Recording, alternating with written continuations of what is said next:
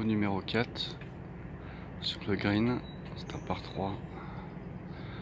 Au fond à gauche, on voit Mathieu Pavon et Clément Sordet qui depuis leur début de partie de reconnaissance passent énormément de temps autour des greens à étudier la vitesse. Et les greens ils sont minuscules, enfin, le parcours est très long, les fairways sont très étroits. Voilà, après c'est un peu les standards d'un US Open. Je pense que les jardiniers ils le préparent de cette façon pour que les scores soient très bas. Donc je pense pas que ça va se gagner très très bas. Donc voilà, la clé cette semaine, ça va être de prendre le fairway, de jouer les milieux du green et d'essayer de faire le plus de birdies possible et de moins de bogey possible. L'atmosphère est géniale, le parcours est magnifique. Après, je vais pas cacher que moi, je préfère les parcours avec des greens un tout petit peu plus grands.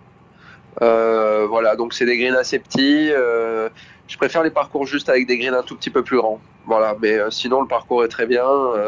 Oui, on rate le fairway de 1 mètre. Ouais, on peut mettre un coup de fer neuf maximum. Donc sur les trous qui font 450 mètres, après il nous reste un wedge. On fasse wedge putt pour faire part. Et ouais, le rough est très épais, surtout au bord du green. Là, on rate juste le green et voilà, c'est vraiment très dur. C'est vrai que je m'entends très bien avec Grégory Avray.